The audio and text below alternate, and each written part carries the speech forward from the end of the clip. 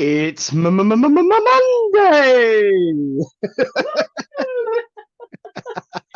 Hello, you're back with us. I'm back. Thank you all for your well wishing and your lovely, lovely, kind words. It's me, just me. I'm back, and I'm so excited to be back with the on-screen Mrs. Karen. How are you? I'm very good, and I missed you last week, even though I had some lovely help from Richard and also Stace. You So, certainly but did. I did, but I missed you. I So missed you I'm too. really pleased that you're back and we're together again Yes, for we our Monday certainly are. morning show. Definitely. You know what? I truly, truly missed it. I did tune in very, very briefly. I was a little bit delirious, and a lot out of it. But I did tune in, and I was like, I can hear Richard, I can see Stace. She's being well looked after. I'll go back to sleep. Thank you for thinking of me. That was lovely. Of No, course. I'm always well looked after on here, so that's good. That is the community of SPTV, and that is what brings us Absolutely. back, isn't it? It's that joy and care and love and attention that everyone has. The attention to detail of no, move it that way, move it that way, move it that way. The attention to detail of everyone sharing and Yes. liking and reacting to our feeds. Please, my friends, would you please, please, please, please, please, now I'm feeling much better and can notice such things. Please, would you do us all a big squeeze and share like Billio? I haven't used that phrase in a while. Share No. like Billio. I think I got it off my granddad. Please share and let the world know that we're here. Share the love, share the joy, share the opportunity to come together. Because sharing is caring. Oh, are you a Care Bear now? Sharing is caring. I've And got to if you be. love if you love SPTV, then let other people know about us, and so that our family can get bigger and everybody can come on board because that's what it's about. Do So you know? Do you know what the best thing about a big family is? what? More birthday presents. Oh, yeah, that's you have to get a bigger cake. You have to and get a and bigger Richard, cake. yeah, Richard just said party, so we definitely need a bigger cake. So Yeah. party in the office de Karen, the boudoir de Brown. Please share, let the world know. But Karen, I've missed out on 2 weeks of your life. What have you been up to? Well, what have I been up to? Well, I was partying actually myself on Saturday night. Went to a lovely 60th birthday party of one of Mike's colleagues at work, and they had an ambulance cake. So it was really lovely. And I met all of his lovely colleagues, and I was dancing and then felt the pain the next morning. So it was a really good night. Oh, is it me? So, so Having a yeah, bit of so feedback. we're having a bit of feedback. So just bear with us a second. Ah, is that better? That's better. Good. Okay. And then on Sunday, we were just sort of like doing jobs, and I went for a nice walk. And I'm planning a trip, and I planned a trip to Scotland. So there you go. Fabulous. Excellent. Well, there's somebody who'll be happy about a trip to Scotland. Clara says, missed you, Nick. Jason and Kylie back together again. I love that. That's hilarious. Bless you. And I'm actually going to see Clara in Scotland. That's where I'm going. Excellent stuff. Excellent stuff. So yeah, it's good to see, and I'm glad you had a good weekend. I'll be honest with you, I didn't get up to much last week. I just did my usuals as best I could, but I was feeling absolutely spangly yesterday, so I did a workshop on unlocking your soul, dealing with the self, and then went and did a demo in Huntington. So I'm back on the horse and raring to Brilliant. go. Brilliant. Yeah, I know Huntington. Is it Huntington Church? Yeah, Yeah. I know Yeah. Huntington. I used to serve there years ago. So Yes. yeah, not served for Yes. a while. But do you know what? I think you doing that workshop about the soul and learning about yourself is fantastic because that's what we need to look at, I think, more. You know what? I totally agree. I totally agree. And Lydia Bell's hit the nail right on the head there. I think we all need to share as much light and love as we possibly can. and laughter. I Oh yeah, totally agree. definitely. We were just talking about that because I've been giving everybody earworms with the Thomas the Tank Engine theme. And now I've just shared it with the entire SPTV family. They'll all be Um, sitting there going. Da. Absolutely. Gonna say it's got to be the original, not the Dead 2 and 4 and 6 and 8 and Oh, rolling absolutely. on Yeah, and all that stuff. yeah, yeah. So yes, it's good to be back. Thank you for the lovely comments. Like for instance, good morning to Debbie Callow, who says, "Love to see you well again, Nick." Good morning, Karen, and I see Oh, lots good of morning. lovely sunflowers. Oh, how nice. Ah, Tracy Boyle. Oh, she just come out of hospital. Well, Bless. sending you a big healing hug and a good morning, Tracy, and hope you feel better soon.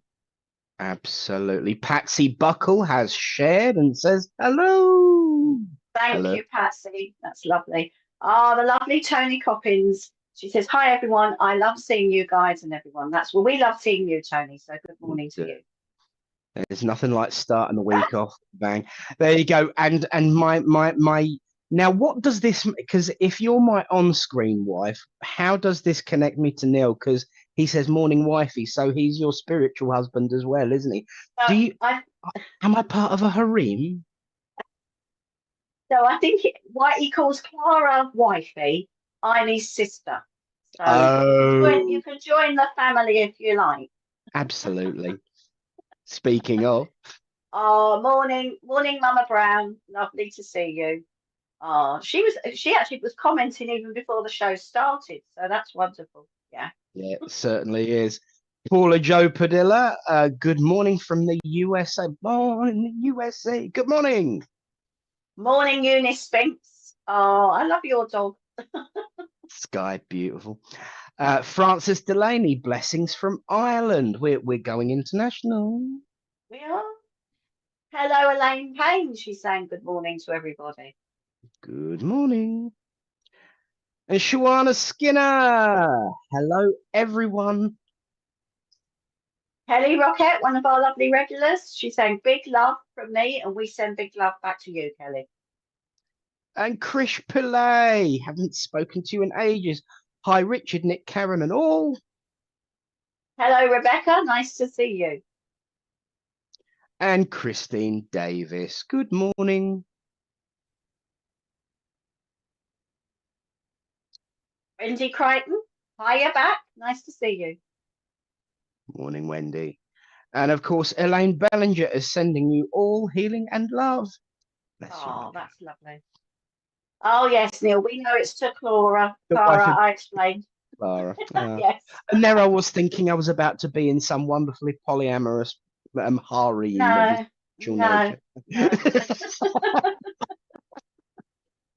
Oh, Tony's just said, I thought New Zealand was international, Nick. Yes, it It is, Tony. certainly is. It's about as international as you can get from the fens. Oh, here's the lovely Ashley Oliver. Good morning. It's lovely too. Oh, Richard the Gaffer. Oh, yes. So Yes, that's going well. That's a lovely show. Living spiritually with Wendy and Natalie as well. So that's really going great. So it's nice to have you on with us, Ashley. beautiful souls, beautiful people. Karen Weller, good morning to both. Good morning to you. And yeah, you know what, Karen, you was mentioning a second ago about Ashley and being a relatively new show. Good morning Yeah, to Louise Maru, who says hello, and hello to everyone who we haven't said hello to. But we're quite excited because we are. as well as obviously loads of new shows being going on, not only in the last couple of weeks, but you know, in the last 4 or 5 weeks, there's been so much going on with SPTV. You'd think, I nearly said it and I get myself into it. You would think Richard, um, he's going to be in trouble for that one because that's stuck in my head now. You would think that Richard would be running out of steam, but nay, nay, and thrice nay. He's No. not only found another another Yep. host. He's also been working hard on creating graphics and getting it ready because there's another another shoe. That's fell Another off. shoe, another shoe. Yeah, Another show coming on Thursday, is there not, darling? there is. We have the wonderful Jordon Richards, who is doing a show called Phoenix Spiritual Coach, and it's going to be on Thursday at 8 o'clock. And just by magic, 6 o'clock. 6 o'clock. Sorry, I wrote down 8 o'clock. Yeah, My earlier. mistake. 6 o'clock. The Phoenix Spiritual Coach. And if by magic we have him in the building and he's coming live right now. Now. Hello. Hi, good morning, Nick and Karen. Morning, Jordon. Good Welcome, morning. Thank you very much. welcome to the show, and welcome to the SPTV family, Jordon Richards. Yes. Thank you so much. Yeah, thank you to both of you and all the team in the background as well, Richard, etc. So yeah, lovely to be part of a spiritual team, creating love. Are you excited, Jordon? Are you excited? Nervous and excitement, yes. Yeah. I've done obviously a couple of things with SPTV. I was a guest last year with the lovely Debbie Romero on her show. I recently did obviously the live mediumship demonstration a few weeks back on the 24th of February. And the lovely SPTV team came and said, right, we'd like to kind of like explore a few options. So hence, yes, my new show will be live this Thursday, first episode from 6 till I believe just after 7 p.m. So combination of kind of like spiritual coaching, open questions and answers in relation to the general public around kind of like either general, like more spiritual coaching or kind of like general coaching. And then obviously we'll do some live readings thrown in there as well, just to give a bit of a combo effect. So yeah, looking forward to it and helping more people along their journey, because that's what it's all about, isn't it? Sharing our light in order to spark other people's light as well. So yeah, thank you very much for having me. Can you explain what a life coach does? Because there might be some of our lovely listeners out there that doesn't know what a life coach does. Really, I mean, I would start with, obviously there's a lot of people that will turn around and say to you, life coaching is very different for each individual. And what I would say to you, even although that's quite a generic term, life coaching is very individual for the individual. A good coach is an active listener, because that's what we do. And we get to the root of what the individual that we have in front of us. Let's just pick on Nick, for instance. He opens up to me at a deeper level than what he'd normally do with other people. I have obviously those certain skills that I can tap into certain things that he said, get him to open up and feel more comfortable about that. And then we actually start formulating a plan of how to move him properly forward, but with what I would call an integrated step plan of, right, this is where we want to be, yeah? And we can visualize it almost like a staircase of, this is where we want to be, but we're here. But how do we actually get to here from here? And how do we make that meet? And what are the steps to get there? Rather than just saying, oh, this is the goal. And then it's just not feasible for people. It has to be small incremental steps so that it's a win-win for me as the coach, but also a win-win for the client. Because at the end of the day, the client is obviously, the resource that comes to you, and you want them to be able to fulfill their journey as quickly as possible, but in the right timeline as well for them. So it is very different in relation to each client, I would say. It all depends on how open they are, but ultimately that is what we do. Yeah, sounds great. Sounds good. Yes. I mean, Clara is right there, and I'm just reading her comment. Yeah, life coaching, you're not just a coach. You're all sorts. You're a social worker, a counsellor. That kind of like lends into what I used to do with HR and stuff like that. So we've got many hats, and we bring all those hats to the equation, to formulate the right strategy for each individual, I would say. Yeah. So you mentioned HR. So I would imagine that when people go for their sort of assessments, or they want to sort of go into different fields in HR, you're using that basis to maybe allow people to conquer their fears and their doubts to get to where they need to be. Is that sort of what Yeah. I mean, your obviously, background is helping you in a way? yeah, Yeah. yeah, 100%. I mean, I agree with that. Yeah, I mean, obviously, I've done many things over my years, but I used to work for obviously a very well-known, wide national cruise company, in HR, and from that, utilizing all the skills and then bringing those into what I do now, very cross-transferable in relation to, you know, helping everybody, but actually making it more of a spiritual kind of aligned business for people. And I feel that that's where we need to be moving towards, not only from my point individually, but as a whole, as a whole community and as a world population. There's a lot of lost people out there, and sometimes it's only just a conversation. It's not even counselling. It's just you can just say one thing to somebody and it just sparks them because you've said it in a way that it resonates with them. So that's the starting point, really. You know, so yeah, we shall see what we bring to the table on Thursday, but I'm sure it's going to be exciting and somewhat nerve-wracking for me. But I am looking forward to it, really looking forward to it. And thanks again for inviting me and being part of the team. I'm really looking forward to the collaboration going forward. Well, it does sound exciting, and I'm sure all our lovely SPTV family will be really excited to join you at 6 o'clock on Thursday. So how exciting is that? Now, everyone, we have Richard for a little while here under a certain slightly mystically bound banner of "You're stuck with us now, mate." So if you've got any questions, a bit of a preamble to Thursday's show. Jordon, not Richard. Of course, we've got Richard in the background. We've got Jordon. Sorry, it's confusing. One's got the same surname as the other's first name, and I'm still on my meds. I do apologise, Jordon. Don't psychoanalyze me, for God's sakes. You'll be there all day. But you know, we've got Jordon under a mystical banner of Lock and Key for the show. So do take the opportunity to fire some questions, lead the conversation as we always do. I just want to ask one thing though. You mentioned obviously about being HR.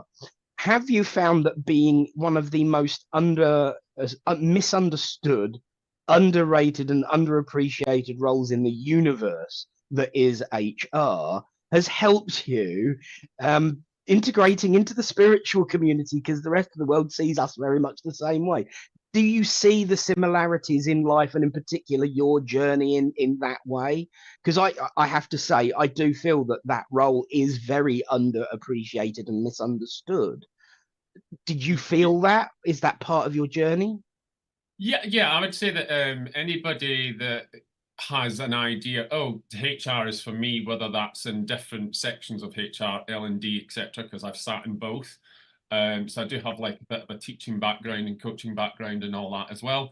You know, from many years of experience. But yeah, HR is a funny one because you deal with everything, don't you? From like, you know, basically doing all the background in relation to doing job descriptions, advertising, getting the right people in, job fit, you know, cost, you know, aligning to the business, the strategy of the business. And then obviously you've got all the stuff in between. And then you also process the end when somebody leaves, whether that's via their own volition or otherwise. And there's many hats that we all need to wear. I think, you know, the more people are open to kind of like, we are multi-skilled beings, and maybe some things are slightly out with our comfort zone, but we can flip the hat quite quickly when we want to, but we need to engage with it actively, I would say.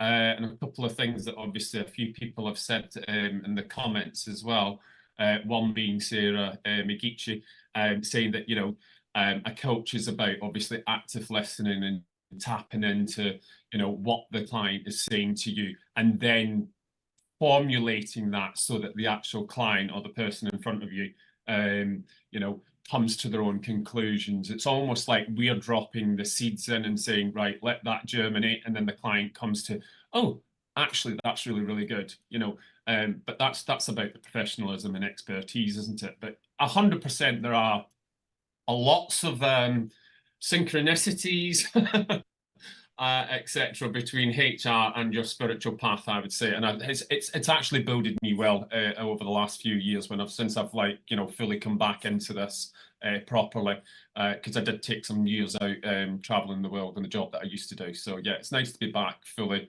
And have obviously the support of my team behind me, and obviously the wider spiritual community, because it's very, very important you have the right people around you, and that's partly why I do what I do. Yes, Oh, brilliant. it sounds brilliant. And I'm sure you'll get lots of people tuning in, which is fantastic. Lydia Bell has a question. Can Jordon help someone remember repressed memories? I think that's something different, isn't it? I think I would say that I don't have that expertise. Not to say that I wouldn't say that I wouldn't be able to do it or whatever, but because I have confidence in my spirit team. But from a professional point of view, I would say no, I'm not the person for that. But I can certainly open up a dialogue in like a coaching environment, and then maybe certain things just come out naturally, I would say. So even although I'm not professionally skilled in that area, 100%, yeah, I think we would be able to tap into that, but probably not to the extent of what that question is actually asking me from a professional point of view. Yeah. I think that goes into sort of more hypnotherapy, doesn't it? Going back. I would say that, yeah. And I think that's something slightly different. And regression hypnotherapist. We can bring guests in to discuss that. We wonderful. That voice of the from above in our ears has just said we can bring someone in for that. And that's the wonder, isn't it? That it really, really is, because you know what I've got to say, Richard. Excuse me. Still pulling. I've got to say, Jordon. I was talking to Richard. Now I'm talking to you. I've got to say, Jordon. One of the things that I absolutely love is that unequivocally you said, "I'm not going to shy away from it," but no, that's not my remit. One of the issues in this way of life is that we try to be generalists and try and fix everything. But to put our hands up and say, actually, you need one of them, not me, for me gives a view of the quality of what that Thursday show at 6 o'clock is going to be, Jordon. It really, really does. You just touched upon it there. There's also, the alignment of, if somebody comes to me, a really good coach, in my opinion, you're never going to be aligned with everybody that comes through your door in a professional manner or otherwise, just in your general circle. There's always going to be, a slightly different vibration of energy. Not every client's going to be for you. So it's understanding that sometimes actually, you can help them and you can guide them, but that might just be what I've just said to you. For example, I'm not the right person for that. I can put you in contact with the right person, but actually that's not my remit. And it's understanding what you're good at, leaving it there, being authentic to yourself, and actually doing the best by your client, even if it's just on the point of an initial inquiry. Because ultimately, if you've just put them in touch with the right person, you've actually put them on the right path straight away. So you're putting them right into alignment as well, rather than kind of saying, oh yeah, I can do that. And then you actually don't know what cause and effect that would actually have on the individual as well, because of that alignment might not be quite where it needs to be. So it is important that we need to be, 100% authentic in relation to what we do, what's the best that we offer from our own individual points of view, whether that be professional or otherwise. So yeah, I'm very much about that. People that know me and other things that I do, like online circles and what have you, and as a business professional, know that I'm 100%, I would like to think that I'm fully authentic, transparent, and my integrity says everything about me. So yeah. Absolutely. That's good to know. Tony, yes, do you know what? I was going to actually say what HR stands for when I mentioned it, but I forgot. HR stands for Human Resources, which used to be known as the Personnel Department when I first started out. It's in corporate companies where you go to discuss moving forward in the company. They deal with recruitment. They deal with when you leave the company. They deal with if there's any issues to do, upsets within departments. So so it's the human resources side of any large corporate company or even a small one. So that's what HR is, and that's what Jordon used to do. Absolutely. Just what I would say to you there is you may actually find that the new terminology now, because obviously HR's, we get a little bit of a bad rep, as Nick Wetton alluded to earlier on, with many hats. And it's actually a lot of companies are actually adopting a more less formal approach to it. So it's now called P&C, so people and culture, because ultimately it's people that make the culture that make the business. So isn't that just saying it all on the tin, so to speak? We're moving away from the formalization of, oh, we're human and we're the resources. We're actually the people that make the business, that make the culture behind the business to make everything successful. And we actually have to utilize that. So I think a lot of companies out there are using that kind of like new terminology, which is great to see. But there needs to be more done in that sector, as there does across obviously lots of other sectors. But yeah. Absolutely. Yeah, well, that's good to hear as well, because sometimes if you were called to HR or you needed to go to HR, it meant that there was sort of, it could be not always a good thing. But I think you have to find the balance between what the company wants and what's right for the person that you're trying to help. I had a very good friend who worked in my HR department, and bless her heart, she was absolutely beside herself at times when people were going through tough times, and how she had to find the balance. And she said, when she was making people redundant and things like that, she said it's one of the hardest things that she had to do. So it is hard when we deal with people. And I think, it's something that we deal with with what we do with people that are in the spirit world, but also people that are grieving, that are going through tough times. And we have to find the balance, don't we, with sort of making that person feel valued and making that person want to move forward with the next stage in their lives without their loved ones that they've just lost. So it's a hard balance sometimes. So, absolutely, Karen. It is a hard balance, and we've already said HR wears many hats. From the recruiter to the finalization, or if you want to put it like that, and the social worker in between, and complaints, and all these different remits that kind of just fall under HR. But I personally believe here, and I obviously left HR a couple of years ago now. And I left them for kind of similar reasons to what you've just touched upon, actually. And I feel that we're becoming way too corporate in relation to like HR or people in culture, depending on the terminology you want to use here. That yes, HR are there to protect the business and get the right people into the business and do, align it with strategy and all of that sort of stuff. And the key component to that is the people that are being brought in. But actually, if we did more for the people, actually within the companies, we wouldn't have to go through all of this rigmarole of, disciplining people and being so regimental, because everything within the corporate world is so structured, and it just needs to be a little bit.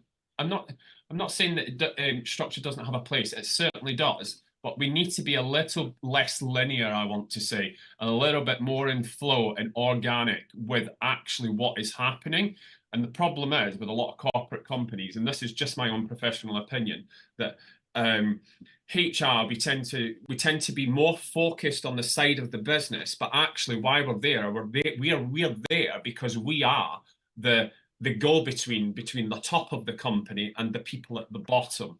And we need to be sitting between the two. But what tends to happen is we tend to be pushed towards more the strategy of the company and protecting the company, rather than actually the assets, which are the people at the bottom of the company. So why aren't we investing in people more, offering them the opportunities and what have you, to actually keep them fully engaged within a company and actually, develop them and give them more opportunities within a company? Because ultimately, I mean, the world is in chaos as you know, on a general scale, as we know. But I mean, that exists on such small scales as well within companies, and you can just see it all happening. Oh, And we saw yeah, it a lot Absolutely. during COVID, And companies going bust because they weren't able to respond properly. yeah, yeah, yeah. and in actual fact, what I think was, and certainly listening to you, and I had quite a few friends in the HR P&C department when I worked in the corporate world, is that it's a very, what you've just described as an absolute paradigm for spirituality and the spiritualist movement and the community. We just had somebody comment a couple of comments ago, Richard, about having been in one of your circles, had Yeah. never actually seen you work any before. There we go. Lacey Lovely Lawrence says, Lacey Lawrence, she's one of my development students. Jordan's practice circle was the first circle I joined when I started my spiritual development. And even though I'd never seen him work with spirit, I felt pulled by his professionalism to join one of his courses, and it's been an amazing experience. There's that word again, professionalism. Now, obviously, we've discussed that your history is in HR. That would then, would I be right in saying, certainly listening to you, I'd believe it in a hot second, that there are certain qualifications that you have in relation to your role as a counselor and life coach? Yes. Well, so basically, just to go back, I mean, I left school quite early. I went into hospitality in Caton. I kind of like didn't have a lot of qualifications because it just wasn't really academic when I was younger. Long story short, went and kind of progressed, you know, through the practical route, as I would say, life experience, into management. Then, you know, moved into retail and things like that. And again, I ended up in management due to kind of like those just innate professional kind of like leadership skills, I would say, that I've always kind of felt that I automatically had. I went back to university, you know, in my late 30s. Hadn't already done a degree previously, but then did a bit HR and business degree. I did my master's in it. I'm fully certified as a CIPD professional, which is the Chartered Institute of Professional Development, which is the underbody or institute for HR professionals. I'm recognised at chartered level. I'm also a fellow of the institute. I'm a fellow of the Institute of Leadership and Management. I'm also a chartered manager of the Chartered Management Institute in the UK. I'm a fellow of that as well. So, I mean, I have the relevant qualifications, but qualifications will only get you so far. Okay. Academic is great. It gives you the foundation. It doesn't give you the skills to do the job. Amen. And trust me, the other way round that I would have done this, if I had thought that I was going to do what I do now back in my 20s, I know for a fact, just on my own life experience, I would never have got the degree, the relevant qualifications after that, had I gone down the academic route first. It's only because I have the practical experience and the skills that I've learned during the different positions I've had in my life. Then I've gone back because I understood the practical and how it integrates into the academic in order to write about it, compile the essays and all the rest of it. So please just, you know, with regards to that, if somebody's thinking of like looking at higher education or whatever, you know, you may not have thought about a course in the past, but certainly thinking about it now. Think about all the skills that you've got now. And if you're drawn to something, go and do it. Yeah. Because I'll tell you what, from my own experience, it was the best experience that I've had in the last 10, 15 years to go and do it, because it wasn't right for me in my 20s, but it was certainly right for me in my mid 30s. And I've got to where I am now. Yeah. You know what, I've got to say, Jordan, I really agree with that, because what I planned for my life and my future is nothing compared to what I do now. And I mean, I left school with very little qualifications, but it was when I left, when I started going out and seeing the world and seeing the real world, and that word that I've heard you use a couple of times, integrate into society. I knew what part I wanted to play, and had to take a step back and say, how am I going to achieve that? And I think we should know. I mean, perfect example. There's a very old saying, heal thyself, physician. We should know ourselves before we know what we're going to do with that self. So I did a course on the self yesterday, so it's stuck in my head. But you're absolutely right. It is about knowing yourself before you decide what you're going to do with yourself. Thank you for that, Jordon, because that is absolutely spot on. I'm up with that. I'm up with that. Can't wait till Thursday. Well, I'm glad you agree, and it sounds like your course yesterday about self is, you know, probably underpinned with a lot of kind of like inner knowledge and knowing, like you say, knowing thyself to be able to, you know, move forward, and that's kind of the start of coaching, if you like. You know, it's actually helping somebody to understand what innately is their purpose or whatever it is that they're trying to kind of like get to the bottom of, and a coach will help and align you with that to get you to where you want to be. And that can be, you know, spiritually, it can be professionally, etc. I mean, I cover all of that. I mean, obviously, you know, I've alluded to what I used to do before. Obviously, ex-manager, all those kind of titles. But I mean, I've also got a teaching qualification. I used to be an NBQ assessor. So even when I was a retail manager, I was always like, right, how can I give something back over and above just me being a retail manager and having a title as a manager? It was very much about, right, okay, I see potential in that person. What does the company do? And I've worked for a few companies, and this is probably the best analogy that I can give you.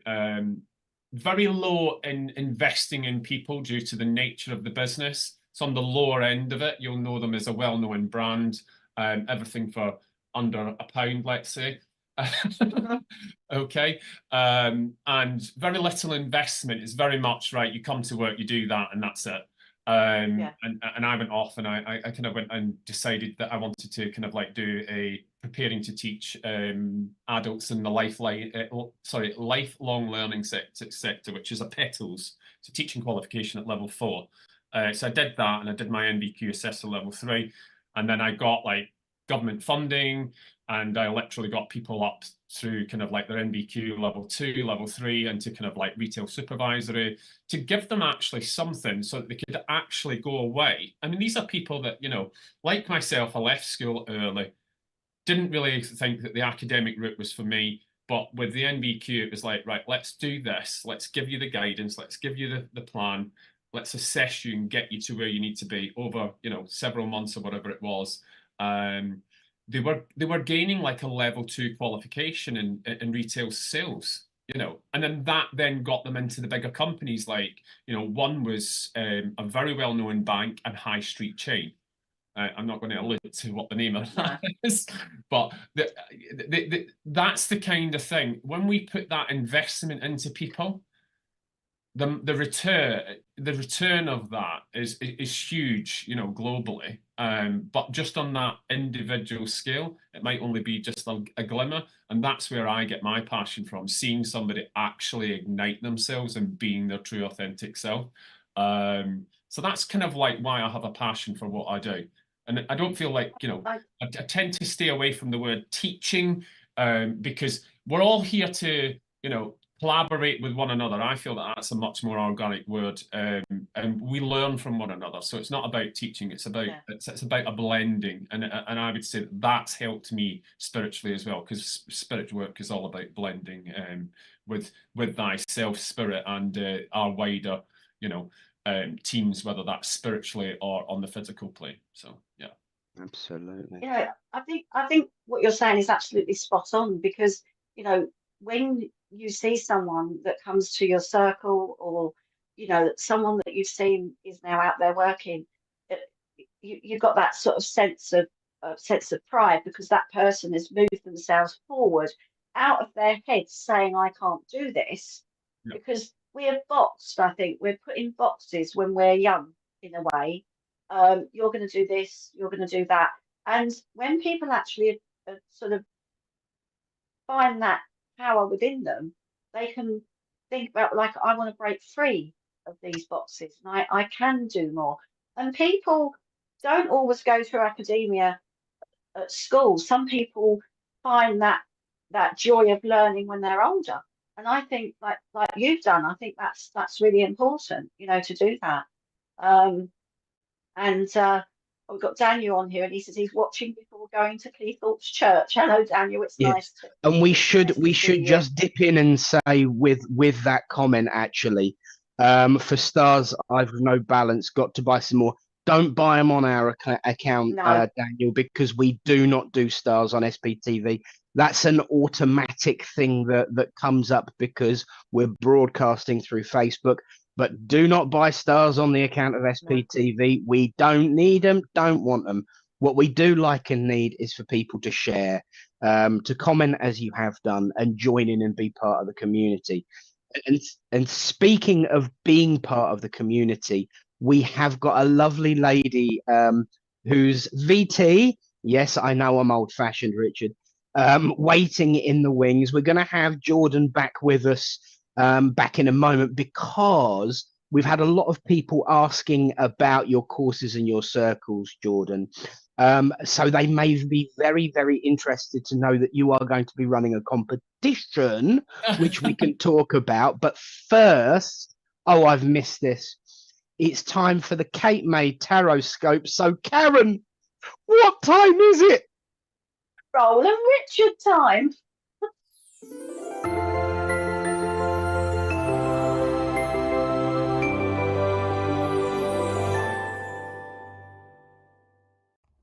Good morning, everybody. My name is Kate May, Modern Day Mystic. You can catch me on my socials from that or my website, katemay.co.uk. We are looking at your week ahead readings for the 4th of March for each zodiac sign. Let's have a look at Aries, the Chariot, my favourite card. Aries, this is a week where you are feeling back on track of things. It's going to be super important that you stay focused, determined, that you don't lose sight of your goals. You could be easily distracted, so stay focused, stay on track, that you are overcoming obstacles and winning with victory there. Taurus, hanging around a little bit this week, Taurus. You could be having to make some big choices, big decisions. Perhaps you've got to sacrifice some things, let things go. It's asking you to look at the bigger picture, what you want in 2-3 years, Taurus, not necessarily 2 or 3 weeks. And in that could be some sacrifices, or maybe seeing things from a different perspective. Perhaps you've got to turn your world upside down a little bit, see things differently. However, here we go, morning Loki. However, Taurus, this card does indicate hanging around this week is your best option. Waiting, pausing. Gemini, excuse me. There you go, mate. Gemini, the High Priestess card. It's time to trust your intuition this week, Gemini. Follow what feels right. Perhaps all isn't clear. Perhaps there's a little bit of a secret going on there. Or maybe you're just not feeling quite right about someone or something. So trust your intuition. Cancer, battle on this week, Cancer. You can win the battle, but hard work it might be at first. So it's going to be important that you hold your own, stick to your guns, and fight for what you believe in this week, Cancer. Leo, happy fun, Leo. This is your sun card. It's your own card. Fun, enjoyment, spending time with younger people, saying yes to opportunities, letting your hair down. This is a good week for you, Leo. All round, happy success. Virgo, feeling a bit sad this week, Virgo, maybe feeling a bit down. It's going to be important that you look at your cup half full, not half empty. Look at the positives, not at the losses there. Do something about it. Libra, lost where I am. Libra, Empress, beautiful card this week, Libra. Abundance, success, feeling comfortable, feeling growth, lots of growth around you, Libra. Perhaps there's going to be some happy family news this week around you, Libra, as well. But a feeling, and you've got Venus, which rules Libra, a feeling of content, success, and just feeling very comfortable this week. Nurture yourself, Libra. Spend time in nature. Do things that make you feel good. Pamper yourself. Scorpio, the moon. So all is not as it seems this week, Scorpio. Perhaps there's some hidden influences. Maybe a little bit of jealousy creeps in somewhere along the line there. Or a bit of, I don't want to say paranoia, but it could be that as well. So just be careful of your mindset. Phases will pass though this week, Scorpio. So if you are feeling like not quite yourself one day, the next day it could pass. Emotional phases are passing. Trust your intuition this week though, Scorpio, because perhaps things aren't quite clear at the moment and you need to maybe work a few things out a bit more. Sagittarius, we have the Justice card. So the truth is going to be important this week, Sagittarius. being accountable for your actions. There might be some legal things going on, and a decision will be made that's final this week, Sagittarius. Could be to do with property, house moves, anything to do with some important documents and legalities this week. But be accountable, and the truth is coming out for you, Saggies. Capricorn, big changes this week, Capricorn, and perhaps sudden changes. Things may not be quite smooth at the start of the week there. So expect the unexpected this week, Capricorn. Expect to have a little bit of a bumpy ride. However, you have the rebuilding that comes from that after this. So while we need to break everything down this week, Capricorn, and start again, a fresh rebuild comes from it. Aquarius, endings, Aquarius. Things are coming to an end. You may know what these changes are, or you may not at the moment, but situations around you are moving, changing, and a completion. Have a look, have a think about what you need to end, what you need to finish, what you need to finalise this week, Aquarius.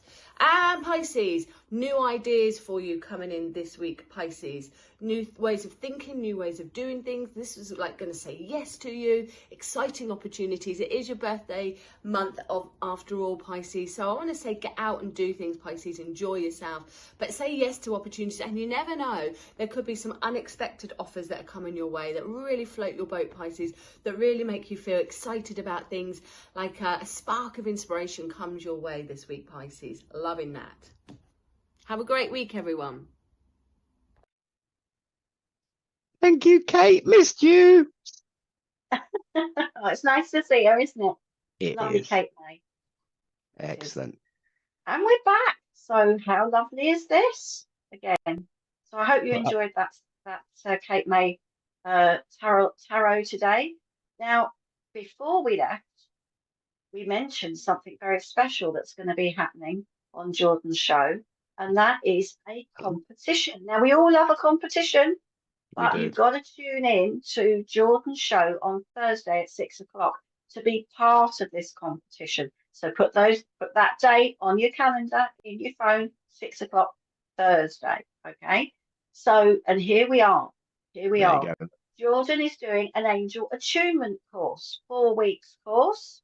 So it looks quite intense. Jordon, do you want to tell a little bit more about it and what the competition is? Yes, so as the advert says, it's 44 archangels in total. It's aligned with some of the work from the lovely Diana Cooper, who's a very well-known spiritualist herself. Gives back to the community in many, many ways, similar to ourselves. Each session will be from 2:30, starting this Sunday, until roughly about 5 p.m. We'll be doing 11 attunements per session. Okay, so we'll be going through that in between this Sunday and the last Sunday of the month. So it's throughout the whole of March. Obviously, the prices on the advert is £88 with a massive 60% off, because it's normally obviously a rather expensive course. But for the purposes of SPTV, I've lowered the price, and I'm also going to give away one free place on my show on Thursday evening to one lucky viewer. But you must be tuned in between when I am live at 6 and obviously the end of the show. Before we finish, one lucky person will be offered a free placement on that course. Whee! Excellent stuff. So that's lovely. So how exciting is that? Yeah, if you've got a calling for the angels and you want to be attuned to 44 of them, you know, share people. Let's get as many people on as possible, and you never know, you may be that lucky winner. Absolutely, absolutely. So now tune in on Thursday. Absolutely, and I've no doubt that you're going to be very, very busy on a Thursday, because we have had so many questions coming in for you, as prompted, of course, in relation to your work and what you're doing. And Sandra Clifton has said, I lost my hubby a few years ago and I can't move on. And that's something we hear in this way of life a lot, isn't it, Jordon? Yeah, sadly, look, Sandra, I know the feeling. I can't obviously say it in relation to a husband, but I can certainly say it in relation to grief, losing parents, lost my mum roughly 4.5 years ago. It definitely took me probably the best part of 2.5 years to move on from that. Even although, you know, I dealt with her in palliative care, I saw her towards the end, I helped her pass over, etc. And kind of still having that kind of knowing that, you know, you've done what you can, but there's something not quite fully, you know, aligned with you to kind of move on and this, that, the next thing. And what I'd say there is, you need to sit with yourself a little bit deeper and just let your emotions flow. Some people may call it automatic writing or spirit writing. Yeah, just go into that quiet place, write down, and just ask your team, you know, what is it that's actually holding you back from moving on? Is it the fact that you're focusing too much upon the physical, I would say, of the person being here, as in your husband, but know that he's never away from you. Energetically, I know that he's with you all the time. I'm already being told this as I'm, you know, speaking to you. So I would say to you, will you just sense and feel spirit around you a little bit more, because this gentleman's definitely giving you signs around this. But feel free to contact me. I'm happy to help people. It doesn't always need to be a paid session. And you know, I do believe in giving back some of my time freely, hence the competition and other work that I do, you know. But yeah, please do contact me. Obviously, the details are on the bottom of my screen. I'd be quite happy to kind of give you a little bit of advice, okay? And hopefully that helps you. You know, Jordon, I've got to ask you, and I'd love your opinion on this. We use phrases, and I've noticed you love your words, and there is a subtlety about how we speak and what we say and what we mean when we say it. Are we doing ourselves and our loved ones a huge disservice by trying to move on, as we say so often, rather than move forward? And I know that's a subtle difference, but it can be the difference between accepting something you don't want to accept or dealing with something that you struggle to deal with, which I find would be, certainly in my own past experiences, would be slightly different and helps put less pressure on ourselves, if you get what I mean. Yeah, I think I mean, if I go slightly wrong here, please do correct me. But I would say we're way too focused, and this kind of goes back to what Karen was saying earlier on as well. Is we're you know, we're educated in such a way, we're conditioned in such a way to live our lives the way that kind of like I want to just say societal norms kind of like dictate that we have to be, you know, we have to do this, we have to do this, we must abide by that. You know, there's a certain structure, and all of that is good and it has its place. I'm not saying that it doesn't. However, I would say to you, the more freely, and I was quite lucky, and I will give you this, that my parents, even although both of them were profoundly deaf, gave me the free roll to be who I wanted to be very early on in life. And I feel that that's obviously helped me massively. And I would just say to somebody, in relation to whatever it is that they're doing, you need to go into that zone of finding oneself at a deeper level. And it does start quite gradually, but knowing like what is actually authentic about you, what is your purpose, what is your drive, asking those deeper, meaningful questions in order to kind of like open yourself up, create that energetic exchange with the universe and those loved ones around you. Get rid of some of obviously the stagnation of what's holding you back. I do want to say to you around this, a lot of people are frightened to move on because of change. We as humans, a lot of people do not like moving into new areas, right? But I would say to you, and this is more recently with regards to me, this is a massive change for me going on to SPTV. It's very much out with my comfort zone.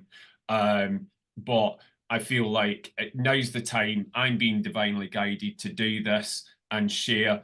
And as much as it's nerve-wracking, trust yourself. Nerves are good, yeah?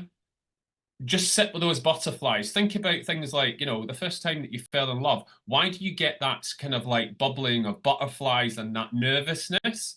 That's your intuition saying, this is right. So if you're getting those nervous little twinges and subtle kind of energetic changes around you, and you're like, oh no, I can't do this. Oh no, that's too big. That's change. Your body's actually saying to you, step into this, step into it. It's good for you. Don't stay in the material. We're too focused. I mean, I'm a Taurine as well. We're absolutely renowned for being way too material. Right? Let go of it all. Yeah. Just let go of it all. And I want to just say, create that energy. Mindset is very important. Positive affirmations, all these different things that we have in our tool belt. Go away, Google, etc. Whatever you need to do, and just change that. And know that on a anything that you want to change in life takes a 21-day commitment. That is a habitual habit. If you focus and you commit to a 21-day routine, you can change your life like that. And I'm not talking about like in a massive way, but I'm talking about incremental steps.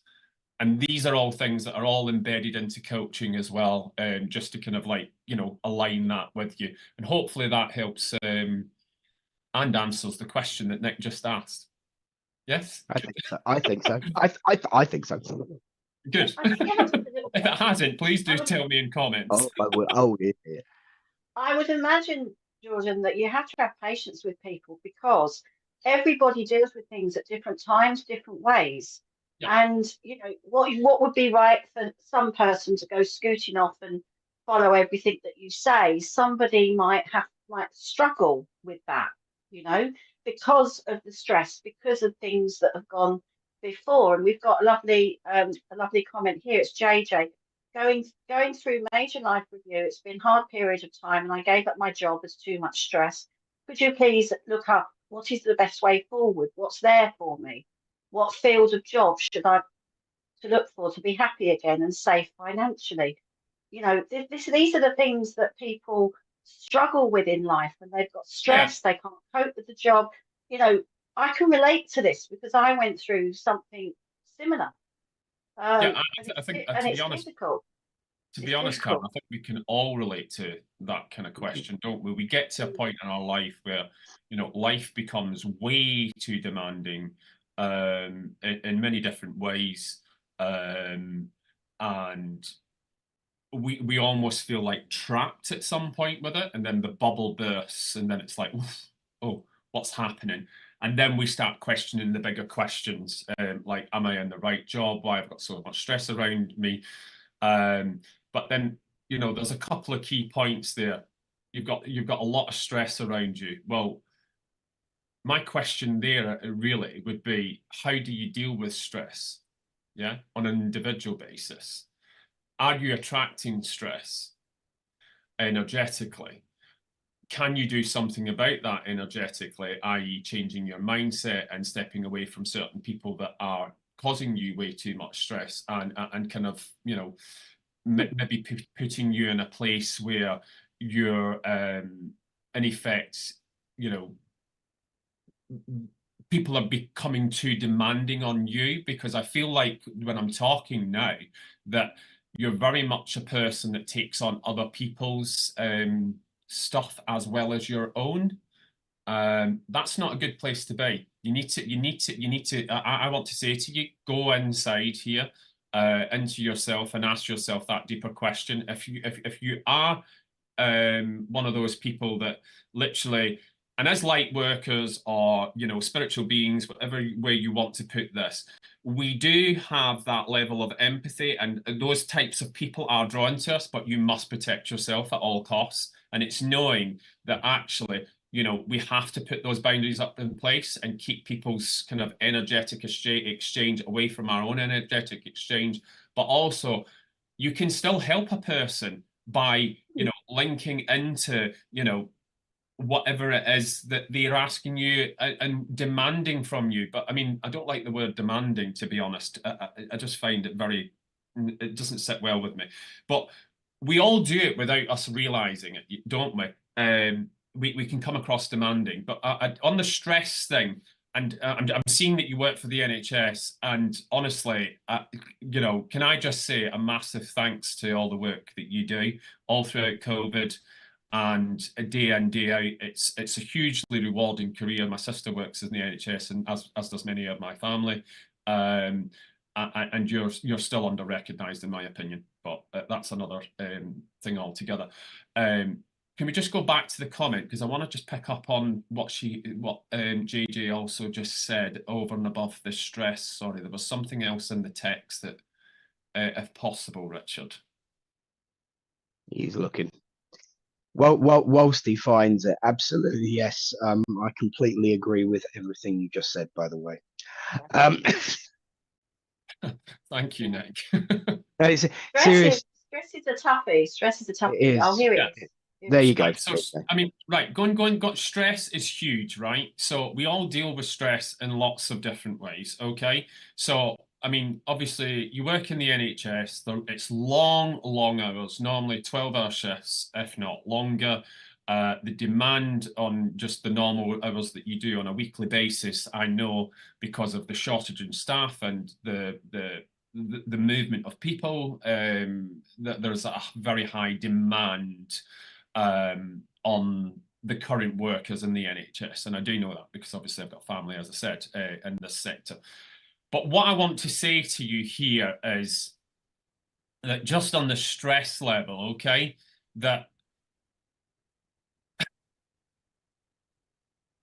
you need to understand that even although you're doing your role and all the rest of it, you need to actually, I want to say to you, just as a basic, because we don't really have the time to go into this massively, okay? I want to say to you, set the intention, okay, to energetically protect your aura and protect all of your other ethereal bodies, so mental, emotional, etc. So you're not taking on that baggage and what have you. You're creating those spiritual boundaries in order to kind of keep the stress at a very low level so that you're not absorbing all that additional energy that's around you, okay?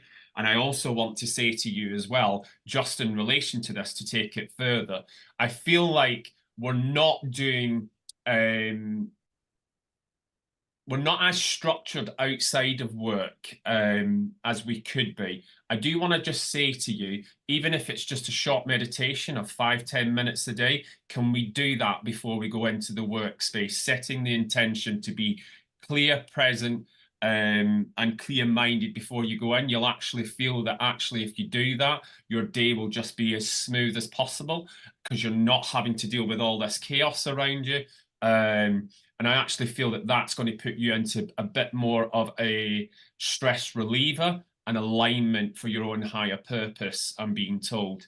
And I'm sorry I can't obviously go into this more and more with you, but because it's such a complex issue. But hopefully that's helped you, JJ, okay? Wonderful, wonderful. Oh, that's Thank lovely. you, Jordon. Definitely. And you know what, JJ, just to add to what Jordon has said, because I saw your last comment, absolutely do what Jordon said that he did after leaving P and C. Look within yourself. What do you want to do? Because I think, would you agree, Jordon, sometimes we rely on other people to give us that direction, and then when we go in that direction and it's not necessarily for us, it's wasted time. So if we look within ourselves and see what it is what actually makes us happy, what does, I loved the way you said that the mental and the emotional, that it's that computer versus the chimpanzee in the chimpanzee paradox all over again, which I needed to learn about whilst I was in the corporate environment. You know, but JJ, what floats your boat? What gives you that feeling that Jordon was mentioning earlier about love and compassion and upliftment and that excited nervous energy? Find what's in your heart, because that's the only way you can follow your own heart. Would you agree with that, Jordon? I would agree with that. And I'm going to just pick up on what JJ's just said. You work in mental health as a well-being person. My sister's a mental health practitioner locally for the area that I live in, which is Greater Manchester in the UK. So again, I can see the similarities of what you do in relation to what I did in HR. Mental health, with obviously what's happened over the last few years, COVID and everything else. I mean, it was a mess before, pardon that expression, but it wasn't the greatest funded sector within the NHS. There needs to be more done on it, yeah. But just kind of like bringing that forward as well is, again, we've got all of these beautiful people that are working in, you know, the NHS, whatever sector it is. Absolutely a vocation. You're being called to this, and you do not get what you should be getting, in my own opinion. Whether that's energetically, pay, rewards, etc. That's kind of going into the HR stuff, but let's leave that alone a moment. And just, you know, from the recognition side of things, you are massively undervalued. And I want to say to you,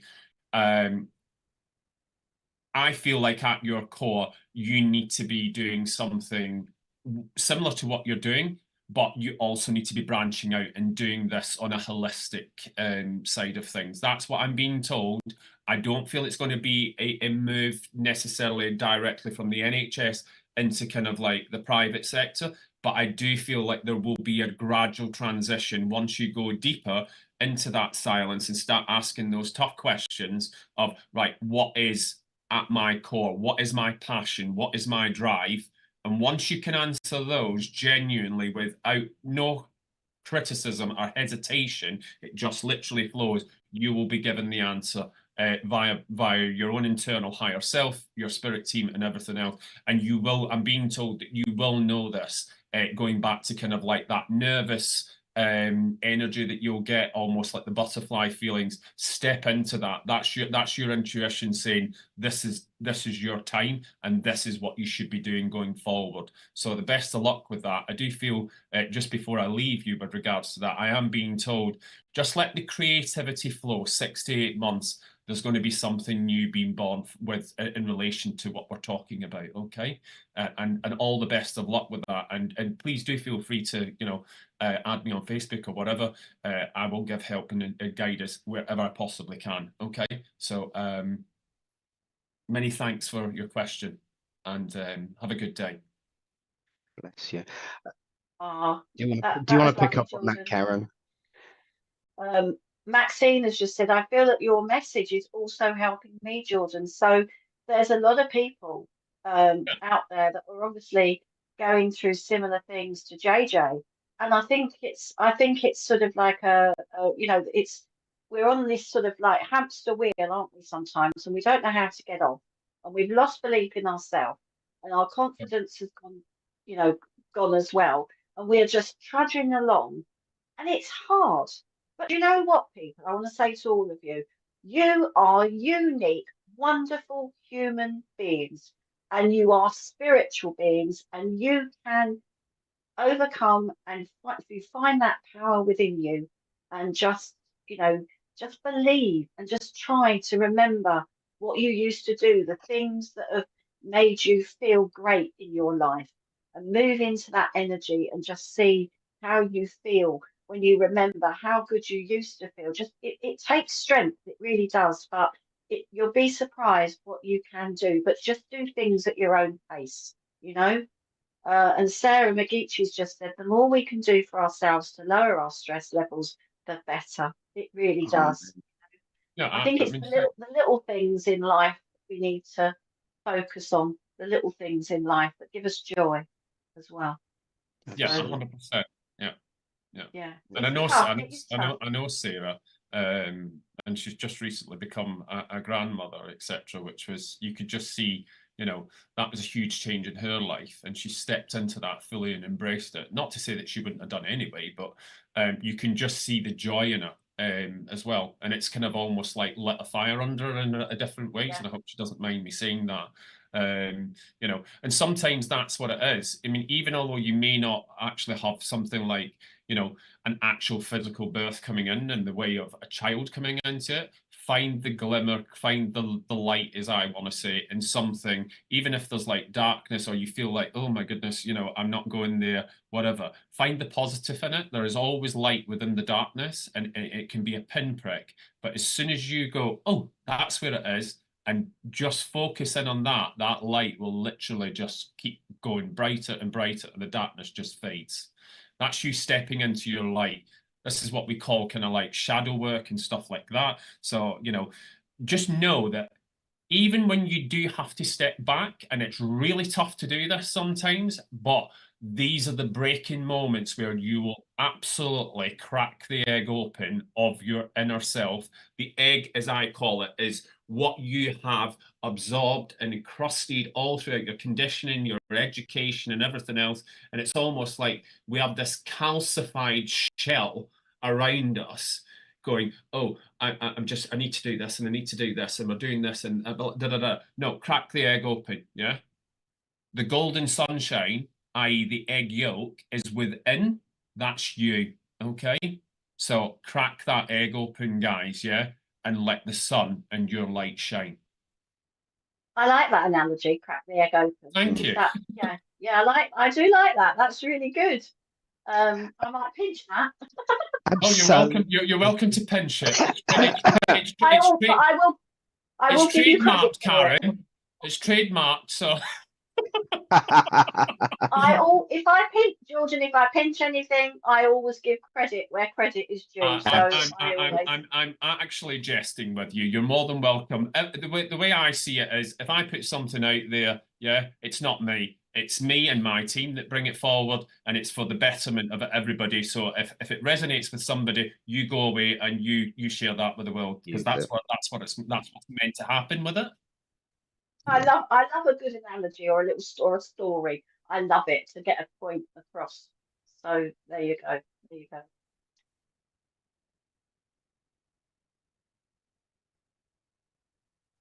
Okay.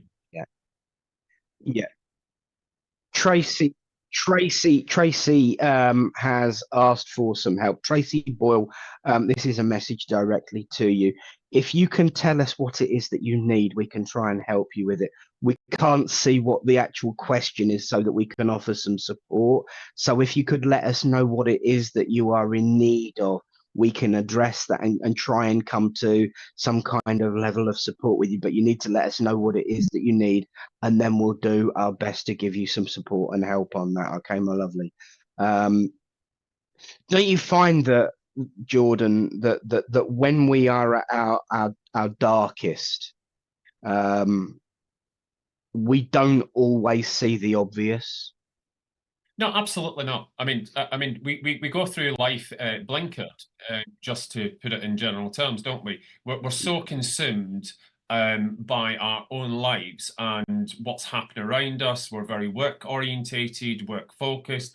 Then we kind of like, then focus on like kind of like the balance of kind of like our well-being and socializing with friends and all the rest of it. And we do tend to just not take that step back and just have a moment and realize that actually there is so many possibilities and so many opportunities for us that we just don't see, because we are literally like this in a rat race. Yeah. And life, especially, I would say probably just before COVID, but it's definitely got worse since we've come out of lockdown and COVID and all the rest of it. It's almost like, the business world has supercharged itself, and they're demanding lots and lots more from people for, less in the way of a paycheck, benefits, etc. And we almost feel like we're compelled to kind of like stay on that hamster wheel, as Karen kind of refers to it. And I totally get that, being ex-corporate myself. But you need to break free and release the chains. We tie ourselves to situations because of our education, how we've been brought up, our conditioning, and all of those things. As soon as you start analysing and breaking those down properly within your own internal self, you will see that actually you are your own creator. And once you step into that energy, you will break those chains and your life will change dramatically. I'm not saying overnight, it will change dramatically. I started to give you an idea of where I was. So 2 years ago, when I came back to the UK after doing what I did, obviously I've been spiritual for a long time. I was lucky enough to have my gran, who was a medium, and things like that, just to give you a bit of kind of like backstory and what have you. But fully like stepped back into a couple of years ago. Did a lot of stuff during COVID online, all that sort of stuff. And I had to re-find myself and kind of like reignite the passion of, right, okay, I'm fully going to embrace myself in this, being a platform medium as well. And then going, right, okay, what can I bring spiritually to the forefront as a business, and transition from HR into what I do now. And obviously we've spoke about that, and there's similarities. So it's finding what you're good at, guys, yeah? You're doing enough. I mean, if you're in a job you really, really don't like, totally dismiss that energy. Sit in and find your own inner light. What ignites you? What's your passions? What drives you? Even go back into childhood. What made you laugh? Work shouldn't feel like, oh my goodness, I don't feel like going to work today. Work should be like, oh, right, bang, you know, joy, excitement. And work shouldn't feel like what we think work should feel like. It's not supposed to be energetically draining. It's supposed to be uplifting. And hopefully that makes a lot more sense to you, and kind of cover a general aspect. But yeah, please sit in that energy. Go in a little bit, even if it's only for a few minutes a day. The answers genuinely will come to you, but you need to commit to this. And I would say to you, and I'm being told to share this again, even if it's only a few minutes a day. I am being told 5 minutes for some reason. I don't know who I'm talking to specifically, but I'm being told to say this. So whoever it is that needs that inner guidance more so, and they're not speaking up via chat, I'm being told, sit in the inner light of 5 minutes per day for yourself, and commit to this now for the next 21 days, and watch what happens after those 21 days. I'm being told to give that specifically to a viewer, but they're not engaging on chat, but they're listening intently. So you would know who you are, I'm being told. So please just take on board what I've just said, because that's coming in from Spirit to help you, okay? Absolutely brilliant. Jordon, I think you've cracked it. The advice that's been shelled out has been excellent. There is absolutely no yoking about it. He's on one now.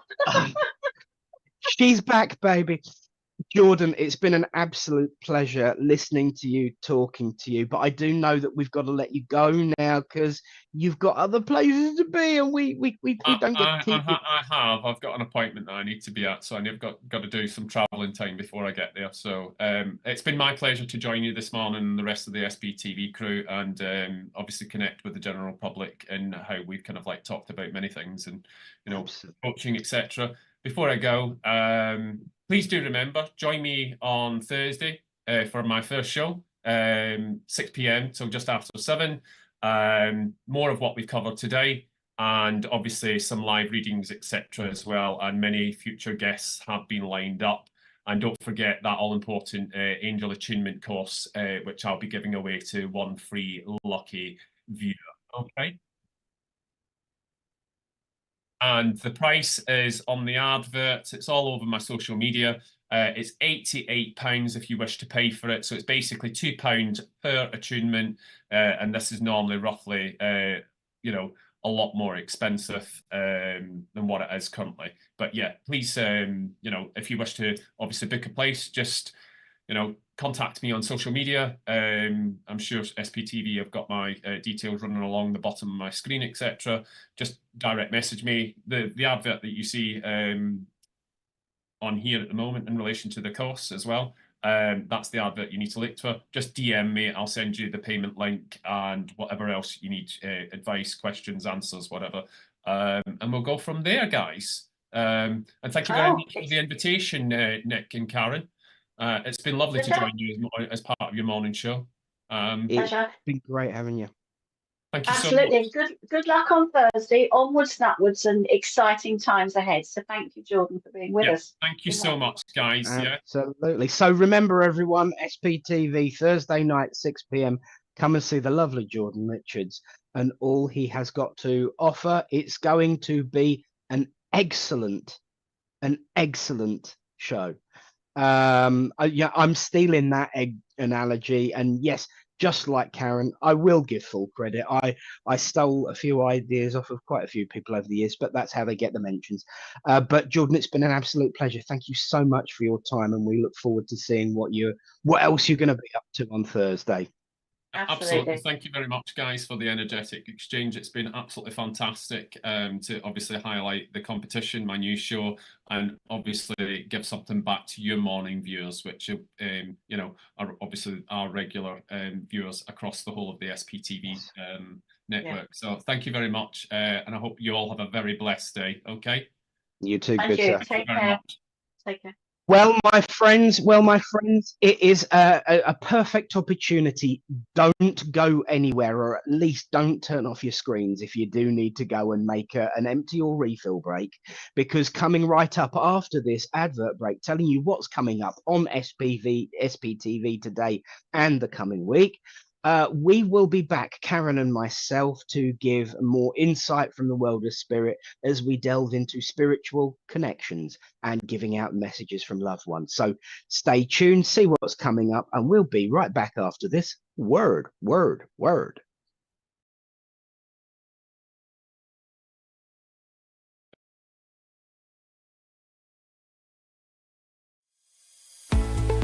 Introducing the SPTV app, your digital spiritual guide for an enlightening journey like no other. Immerse yourself in a world of audio and visual content crafted to inspire, educate, and entertain. Seek guidance with our card of the day, choosing up to 6 cards for personal insights.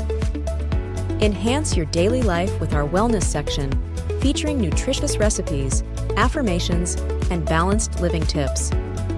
Explore our spiritualism section for a deep understanding of the religion, its principles, and spiritual answers. Unravel the secrets of the clairs and broaden your spiritual horizon.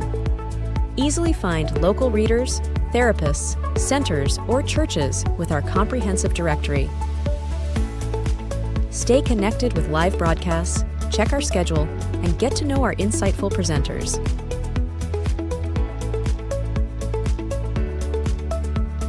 Delve into the meanings of angel numbers, crystals, and a comprehensive list of divination meanings. All of this and more, available for free on the SPTV app. Download now at sptv.uk/app and start your journey with your digital spiritual guide.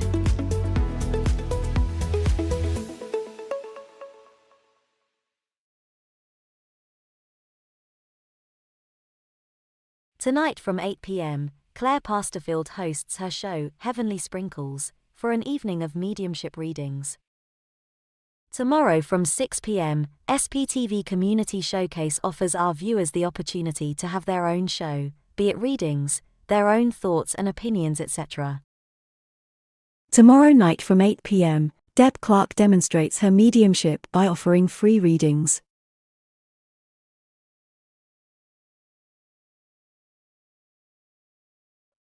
Bye. Hello, we are back. So don't forget, tonight you can sprinkle a bit of heaven into your life with the lovely Claire Pasterfield. So do tune in for that. And of course, the gorgeous, the wonderful, the inimitable Deb Clark tomorrow. We so look forward to both. We thank, of course, Jordon for joining us for the show thus far. And now it is time for your loved ones to join us, this wonderful SPTV family, as we link in and give messages to people watching. Be reminded, if you want to come and say hello, you can, but that does not exclude you from getting a message, because we do talk to whoever is first in line. Yes, so we've got a comment from Lydia Bell. I believe we touched briefly on what you were saying earlier on, She says, I can connect with other people and help them, but when it comes to myself lately, I can't connect to my guides for guidance for myself, but my guides are there to help others. I've been doing shadow work for about 2 years. Repressed memories are coming out. I've been searching for therapists, and 3 told me, I don't think we have the experience to help you. Here are another 2, please. Places that you can check with. What I will say is when it is closest to us, we interfere with the information, don't we, Karen? We do. Because that energetic, another word I'm stealing from Jordon, that energetic connection is so similar to our own thoughts in pattern, shape, and vibration. We tend to interfere when we're too close to it. If you're getting the runaround from certain quarters, look at it from a different angle. And one of the things that Jordon said is about spending time with yourself. Yeah. I did an exercise yesterday in the workshop I was running, Unlock Your Soul. It would have been perhaps quite helpful to you, Lydia. Completely disconnect from the world of spirit and go into a meditation and just talk to yourself, because we tend to bring spirit in for guidance for everything when 99% of the times they're just encouraging us to do something for ourselves, and that the answer is within us already. So by completely, shutting off for 5 minutes from the world of spirit and seeing what our own heart has to say about the matter, because we don't always give it voice.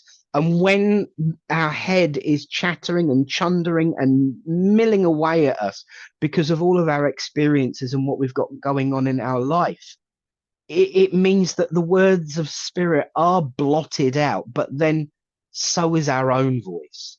My advice to you would be to give yourself that moment to talk to yourself. Sans spirit, sans the world, sans everyone. And that means that's French for without, by the way. I'm reminded to say, especially with my accent, it can come across bad. But give yourself that moment and see what your own heart and your own head has to say about the subject, and find that meeting place in the middle, which is you and your choices and what you want to do and how you want to proceed. Talk to people, talk to friends. But that bit about writing that he said earlier on, just write your thoughts. And one of the people at the course yesterday said, don't do it at the end of the day when life has gotten in the way.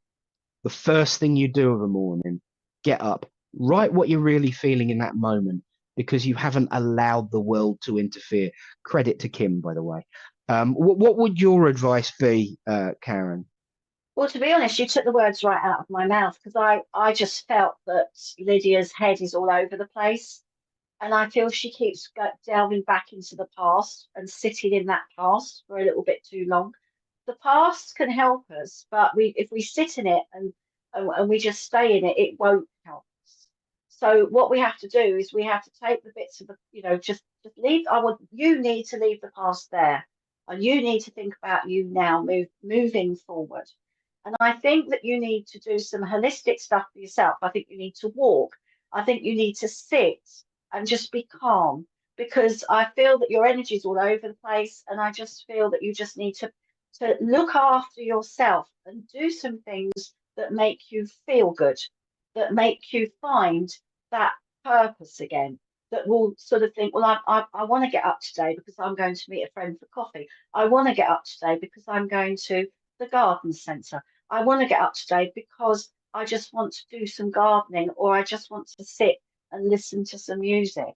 I think you've got to put little bits of what joy you find in your around you back into your life, instead of just spiraling and just not, because you're spiraling and not going anywhere.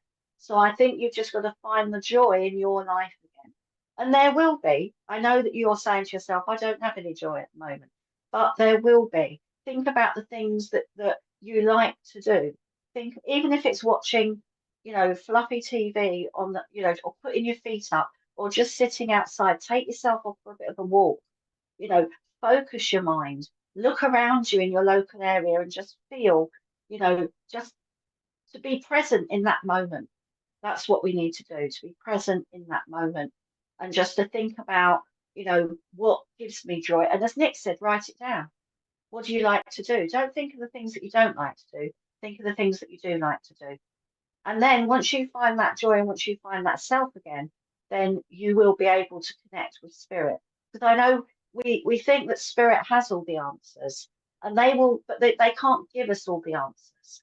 They can give us and inspire us to find those answers about our life from within, from ourselves. Yeah. So I hope that helps, Lydia. Absolutely. If I just may, because I know we're supposed to be giving messages from spirit as well. And you would have had to have gone first last week, so I think that means it's my turn. I just want to link in with you a second, Lydia. I'm very much made aware of not only your follow-up question, but a lady who's coming forward. My childhood was rough, and I know my angels and guides actually saved my life multiple times. How do I get my guides to help me with me? Don't, to begin with. It's about taking some responsibility for what Karen said about time is absolutely right. The past frightens us, the future tempts us, and we forsake the present in the moment because we spend all of our time with our head in both rather than in the actual moment where we can do something about it. Spirit will give guidance and direction and help, but you must remember that you are the master of your own destiny, even if it doesn't always feel like it. And this lady who I've got here, she feels the first thing I felt is I feel so darn cold and I feel very skin and bone. I feel like I had a really, really bad cough. In actual fact, she used the phrase coughing like I'm barking like a dog. And I know it made my head hurt that I was coughing so much. This lady is talking about you and being in control of you and being focused on you. And yes, spirit will help. And they will be there to provide. And she would certainly be the first one to say, come on, gonna make it happen. But one thing that she did learn in her life is that we take responsibility for fixing us, because if we don't, no one else is going to. And when we are the one that makes the choice, we are the one who goes in the direction we want to go, she's saying. I feel with this lady, she was very, very thin, skin and bone. But that's not to say that she was weak. She was a very strong-willed a lady, huge determination and stubbornness. And this is something that you would have from her, whether or not you realize it or not right now, Lydia. You are a strong and stubborn person. You're just not magnifying it in the direction that you need to go. And as I look at you, actually, she's telling me that joke from Absolutely Fabulous. Your entire body is hanging off of her cheekbones, because you do look very similar around the lower eye area to this lady. And she says she's hanging, her entire body hangs off my cheekbones. So I know she was a very powerful, brave, strong lady who had a great deal of courage. And whether or not she knew about this way of life or not, I know that she would have been the first to say, it's within you, not anybody else. Stop looking for miracles when oh, bless your heart, my darling. She was very good with words. Stop looking for miracles in the world outside and in the world of spirit, when the miracle is truly with you. Because the fact that you even get up in the morning, stand up in the morning, is a miracle, and you are one. So forget about asking everyone else for help and know that you are the master of your own destiny, and that miracle is within you. And she wants you very much to be aware. I know that there is an anniversary coming up, I want to say in around about May, with this lady, and as she's getting closer and closer and closer, I know that there would have been breathing issues, and I know it's in relation to obviously the coughing as well, but I just wanted to smell tea, she says. I just wanted to smell tea one last time. What a very, very strange thing to say, but it's the little things in life that she appreciated. So, Lydia, I hope you can understand who this lady is, and do take that wisdom from her. I know she was a very wise lady. Oh, hang on. My grandma. Oh yeah, you don't need to keep tagging us now because we know who you are. My grandma Doris raised 5 boys, but she was skin and bones before she passed. She had dementia and Alzheimer's when she passed, and she told me was sorry she couldn't teach me before she passed. But this is the thing, she can teach you now. Maybe there's your answer. There's your answer because you've got that personal connection with her. But what she did in her life is what you can do now. Thank you for confirming this, lady. What I'm going to say to you is not only do you hang off her cheekbones, you hang off your own, and you are the miracle inside. So use that. That's the path. Forget about looking for an answer without, when the answer is actually within. That doesn't mean to say don't get support and help and advice. Absolutely do that. But the answer that you need is already in you. Because if you were to relate this situation in terms of what somebody else was saying to you and you were giving them advice, you already know what your answer would be. So, physician, heal thyself. And I will from her say, God bless. She's waiting for, I can't get in touch with her now. It's like she's silent. It's because she's waiting for you to be the miracle inside. You have to take mastery of this situation. You have to look within yourself, not for answers from out there. The answer is within you. And once you've got over that, and once you've dealt with that, and I've been there myself, I wanted spirit to fix and help things for me when I was at my absolute lowest. I needed someone. It goes back to footsteps. When we feel like we're on our own, we're actually being carried. But know the miracle's in you, Lydia. So look inside, see that light, and let it shine. And I will say, God bless you, and hope that helps. That's beautiful. That's beautiful. I hope that helps, Lydia. And thank you for being with us today. And just believe in yourself. And maybe think about, if you said that you can help other people but not yourself, think about what you would say to someone else, and if they were in the same predicaments as you, and give that advice to yourself as well. Always. Lydia's just said, can I heal myself? Absolutely. I don't think anyone else is in a better place to do it. Exactly. Yeah. Oh. Right, let's see who I've got, shall we? So Yes. Anyway, so I have a lady with me, and I feel she's mum, and I know that her daughter would have her ring, her engagement ring, because I'm fiddling about with my ring here. Richard, is that Lady Tracy still on? Because I did feel it could be for her if she's still on. But I just feel that this lady, I don't feel that she's been past the spirit that long, and I do feel that there was a lot of emotion around the passing. There's always emotion, but I just feel that there was some family upset or something going on around the passing or just before your mum got ill. Tracy, if you can understand this, please write your comments in the chat. But I feel that I've got a mum here. I feel it's a recent passing.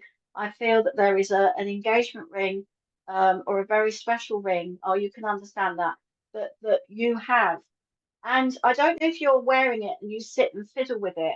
And I just feel that everything's on top of you at the moment with the emotion. And I feel that your mum passed quite quickly, and things were sort of left very much in the air to do with the family. And your mum's making me aware here that she was like the linchpin of sort of like that kept the family together, because I feel that she had to be sometimes maybe a bit of a mediator in family sort of family chats. And I just feel that sometimes people are very passionate in your family, I want to say, Tracy. And I feel that your mum used to calm things down because she had that presence about her. So I feel that she would come into the room and she'd sort people out. There's an intuition with your mum, I feel. And now she's gone, everybody's sort of like running around, not quite sure what to do. And I feel that little flare-ups are happening within the family. And you're so sort of grief-stricken by all of this. People are looking to you to step into your mum's shoes. And I feel that you're struggling with that. Well, I just feel that mum is giving you the strength if you want to do that.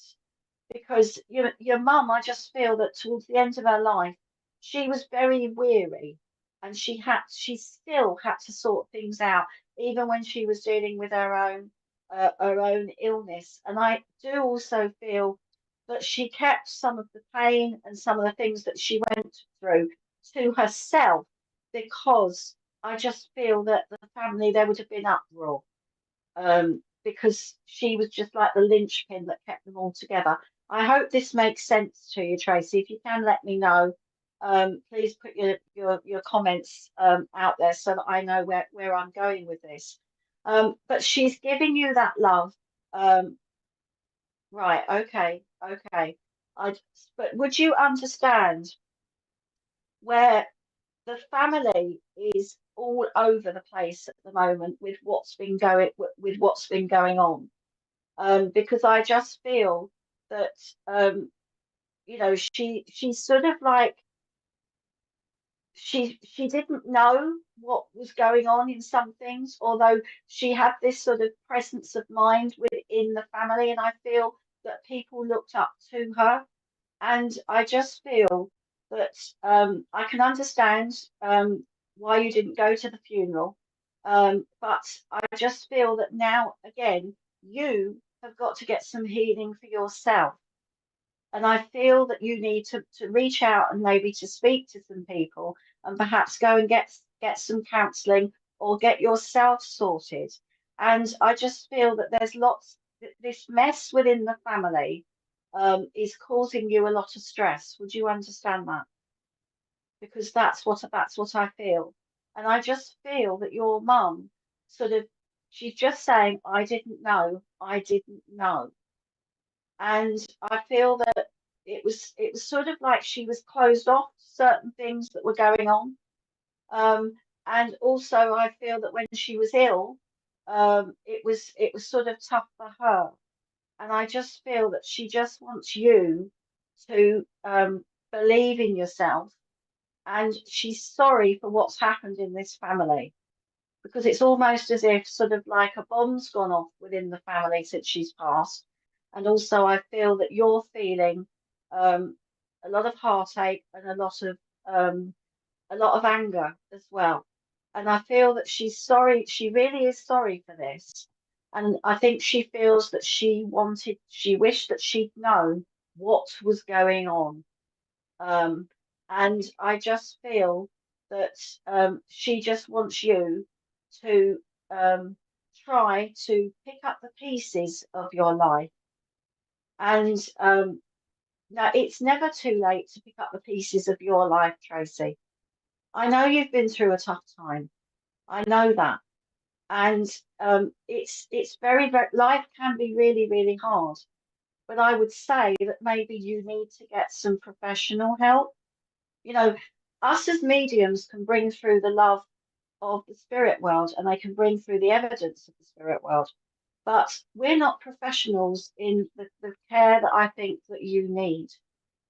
And I would say to you that maybe you need to reach out to somebody to get that professional help. We'll be here for you as the SPTV family, and if there's lots of different diverse shows on this channel, but I'm speaking from my heart to your heart now, and I feel There's lots of upset. Your heart has got some scars on it. You need to talk. You need to deal with everything that you've been through, the grief, the family issues, and how it's affected you. And I feel this goes back to childhood. So I would suggest that you find yourself a good psychotherapist or counsellor to give you some one-to-one care that you need. That's what you need at this time. And for whatever happens with your mum, you know, I feel that she is sorry for what happened, but she's saying that she didn't know. And you just have to try to pick up the pieces, because your life and you, Tracy Boyle, are worth something. And you have a wonderful spirit that has been wounded, and you need to start to repair, to start to build yourself up, and to let go of that past. And I know you think, I can't, it's still there, it's still hurting me, but don't hang on to it, because think about the wonderful person that you are. And I know you want to lash out, and I know that you're angry, but anger and lashing out doesn't solve anything. You've just got to try and be the person that you want to be and find that light within you again. And there is love out there. There are good people out there. And I know you've been through the mill. And I do question sometimes why these things happen to people. But happen they do. But it's what we do and how we deal with those things that happen to us. So I hope that that's helped you a little bit. But I just feel that your mum is here. And she just wants to, she is very sorrowful for that. And I just feel that the family, well, whatever happens, good. I'm pleased that you're already having that. That's made me feel very happy about that, because I can feel what you've been through, and it's not nice. But there are good people out there, and you've got to learn that magical word again, to trust. And trust yourself and believe in yourself, because you are a truly worthy person. So take the love of the SPTV family, myself, Nick and Richard, and also your mum steps forward, and she does offer you her sincere thoughts, and she says that she's sorry for what you've gone through. And she could be quite stubborn, your mum, but she hopes that you will accept her guidance, and she really wants you to take her apology. But that is, of course, up to you, but it is there for you if you wish to take it. But take our love, and please keep in touch on the SPTV family, and we are there for you. So take care. Bless you. Well done, Karen. Thank you for a wonderful message. And I back you up 110% on what you've just said. And you reminded me of something. Tracy, you might not feel particularly tall right now, but we are not measured in times of ease or peace.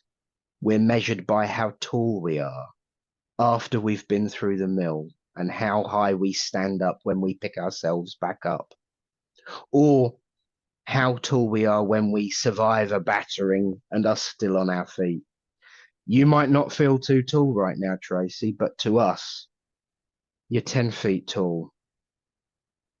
So go forward and know that, in a phrase that Spirit gave me yesterday, you are needed, you are wanted, and you are never alone. Be well, Tracy. And we're here for you. Exactly what Karen said. Karen, my darling, the world is just so fragile sometimes, isn't it? Absolutely. And don't we know it? Don't we know it? That we We are. really do. But there is something else that the world of spirit do bring forward. And I've got this mad gentleman behind me. And you know I love the ones with a sense of humour, and I Yes. do love someone to bring a bit of upliftment. I've got this gentleman behind me, and he's as mad as a hatter, and I love him for it. He is so full of boundless energy, and you know, I feel his energy coursing through me right now. He's a little bit naughty, he's a little bit fun, he's a little bit silly, and he's actually, you know, those one-man band things with the drum at the front and the trumpet and the, you know, all, and the pull the string and the cymbals behind you go. He's playing one of these.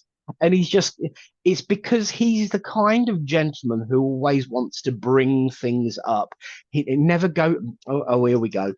Never go to sleep on an argument, never end a conversation on a down point, always try and look for the good. And this gentleman is just a boundless font of joy as he bundles in. And I do say bundles in. He wasn't graceful at all coming in. He just bundled in as if to say, right, okay, that's it.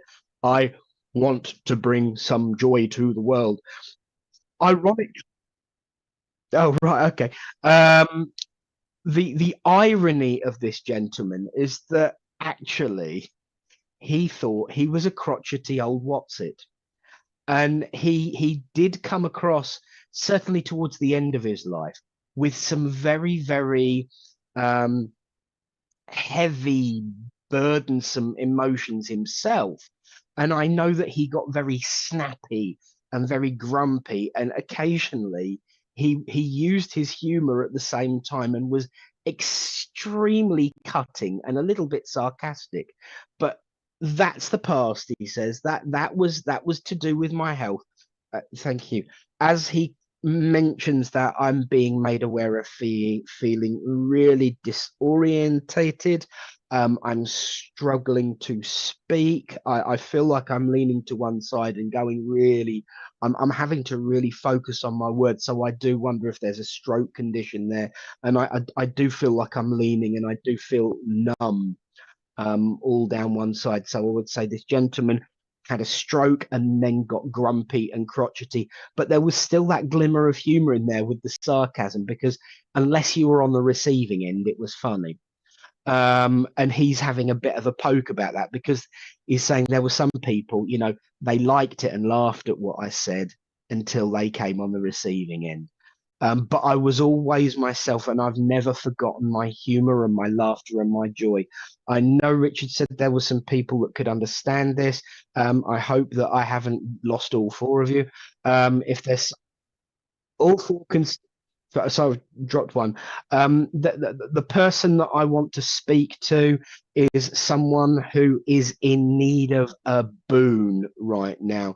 And once again, it is all about that difficulty and frustration that's going on in their life. And I do believe that there's either a procedure. I was going to say operation, but he corrected me and said procedure. There's either a procedure either just happened or coming up in relating to who I want to speak to. I don't know whether it's him again or whether it's in relation to that, but I am feeling something in the neck in relation to that procedure that's coming up. And I just I think everyone can take a little bit of this. I think there's a right. There's as much as it was a joke, this one-man band thing was an important memory link, not necessarily symbolic. There would have been a love of music. There would have been maybe even that kind of performance about himself. That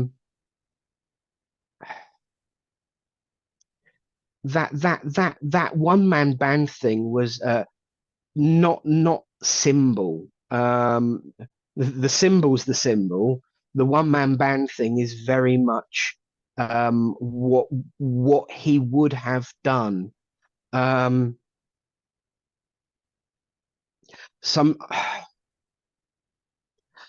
It's again just right. Star JJ just had a procedure. Your brother, because I wasn't feeling kind of fatherly or grandfatherly.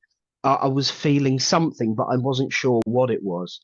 And you said your brother could play anything, because the musical instruments and doing it all at once is very, very specific. The procedure I do feel would be in the neck. or around that area.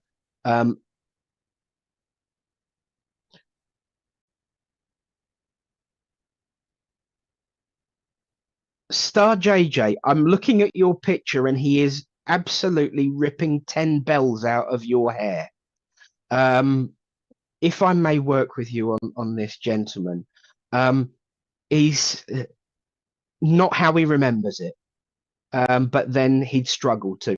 He's taking the mick, he's saying, you know, you change your hair like you okay. He says you change your hair like you change your suit jacket. He says it's off, it's on, it's inside out, it's a different color. He says I love it. I like this one. There's been a few that you've done in the past that he wasn't necessarily so keen on, but he's just wanting to poke that fun. But you would understand that as his brother, yes, so sister, as his sister, you would understand that it's the smile, it's the smile. Oh, you're a singer. It's that smile, where your similarity and your familiarity is. He's saying it's the smile. He's kind of avoiding the eye area. Oh, right, he didn't like black. Maybe that's why he's avoiding the eye area, because the mascara is. Although he says it looks good on you, but I mean, you have the same smile. Star JJ, I have got to say to you, his need to come in and bring you upliftment is all about. This is going to sound really, really weird. Either I am still on medication and I'm still under the influence, or this is just real random. He is trying to trip me. I've got to say, his naughty sense of humor is he is trying so hard to trip me up on air and make me say something that Richard would get grumpy with. I'm not going to do it, but he's getting closer at winning better than most people would, because he had this way of bringing people round to his way of thinking and just finding that humor and upliftment. He keeps getting me to get this plug, and he keeps plug it in, plug it in, plug it in. So I don't know whether there's a memory link of I know. Would you understand that you had some problems with some technology recently and you were trying to check every single thing but forgot to either plug it in or throw the switch? Because he keeps going, plug it, that advert, plug it in, plug it in. And he's just having some real good laughs because he's saying, thank you. He was clever. He was a joker, but he was clever when he used it, because he's saying sometimes the most obvious thing is the one thing we avoid, but is actually the answer. Check that it's switched on. But in life, the same can be said. The most obvious answer and the most obvious solution to what's going on in your life is the one you avoid, but it's the one that you should explore. And he's suddenly got very, very gentle. Oh, yes, in the motorhome. Right. Okay. Thank you. He suddenly got very, very gentle and very peaceable and, you know, very nurturing. And he just looked at me and he said, don't worry, it won't last. And I've got this. Right. Okay. I do feel that I am with Star because of the way he's connecting with that image of Star. But thank you, Tracy, for mentioning that connection. But I do feel this is definitely with because he was making fun of the hair, and when I can see someone, I'm able to, even if it is only an image. And he says, "You can't see."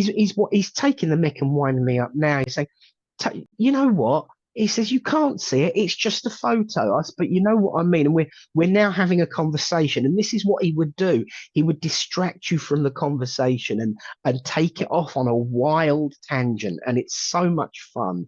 And he brings that upliftment, but he would always circle it round like circling the motorhome wagons.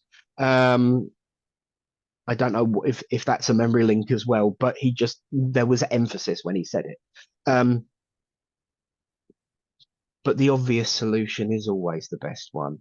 whether it be in a motorhome with a plug socket, or whether it be in what's going on with you right now, and your needs and your wants. Don't dismiss the obvious. And he's saying it really, really apathetically. He is starting to back off now, but he just wanted to come, plug not wired in. Oh, bless you. It's amazing what they can pick up on my desk and make use of. Oh, okay. I just said that. And do you know what his response star was? Well, it wouldn't be difficult. There's plenty on your desk to pick up, and how you find anything. So I think he was a little bit tidier than me. But he is starting to back up now. But as he does, he's just pulling this. Oh, your baby sis. Makes sense. He's pulling on the strap over his shoulders for the big bass drum, and he's pulling his arm back. Right. Okay. How can I phrase that? Okay. I am off now to go and busk in front of Peter and the gate to see if I can shake a few people for a few quid as they come in to heaven. Those were his sort of almost exact words. He was a little bit more blunt and, shall we say, a tad bluer than that. But I have to say that he's off to go and shake down people as they come into heaven for a few quid so he can take Peter for a pint afterwards, because he's going to busk at the gates of heaven. And will he be in a band? He will be in a band. Bless you, thank you. Maybe he's going to earn a few quid so he can get a spot on one of the stages for the band. That's similar. Thank you. He says, thank you. He says, in all seriousness, going into that place is a really, really difficult time. And if I can give him a smile and make a few quid out of it at the same time, then we're all winners, aren't we? So do take his love, his upliftment, his laughter. And I will say, Star, God bless, and thank you for listening. And thank you to everyone else for helping out there as well. Always keep calling out if you think it's for you, because you know that way we can find the right person. But Tommy is off to busk in front of St. Peter. I God love bless that. you, That's Star. brilliant. Oh, thank Good you, Bernie. plug and Karen, I love your reminder new there pic as on well. TikTok. Absolutely. Not only do we love Karen's new pick on TikTok, please remind it, SPTV has TikTok. Yes, it does. And we're up to about 500 followers, and we need another 500 followers so that we can go on live. So there you go. And I've been doing little bits, trying to do little bits on it. I think I put a video on there yesterday, but I wasn't sure. But thank you, because Bernie is following me and I'm following her, and we're both following SPTV on TikTok too. So get following, and then we can take over TikTok. The SPTV family can march to TikTok. The TikTok takeover. The TikTok takeover by SPTV. Yes. That's going to be fun. Please make it happen, my friends. You have the power to do it. You have the control. Karen, it's been lovely to be back with you. Richard, my friend, it's so good to hear your voice in my ear again without it being some kind of delusional, what's that begins with an H? Delirium and imagining. It's nice to be with you both again, and it's wonderful to be back with my SPTV family. And you know what? We haven't got that long to wait before we meet again. I know, because we're back. We're let loose even more on Wednesday at 10:30. So if you've enjoyed today, come and join us again for Let Loose, and we'll be having chats. There'll be our healing time and remembrance time.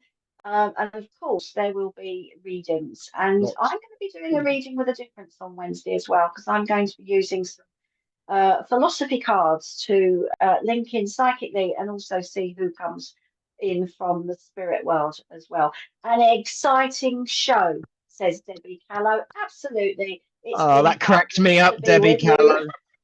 That cracked me up. Oh Oh, dear, I don't know. And now I wish I could do those sorts of things, but I can't.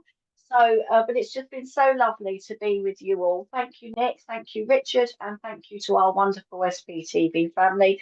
We will be back with you on Wednesday, but don't forget tonight we have Claire Pasterfield, Heavenly Sprinkles. We also have Deb Clark tomorrow. So there's lots going on SPTV. Jordan's show on Thursday.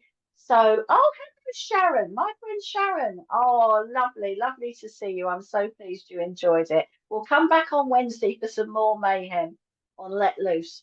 So thank you so much, everybody. It's been my pleasure and Nick's pleasure to be with you. And good night, good morning, and we'll see you again on Wednesday. So lots of love. Take care. and remember, you are needed. You are loved. You're never alone. God bless you all, and see you on Wednesday.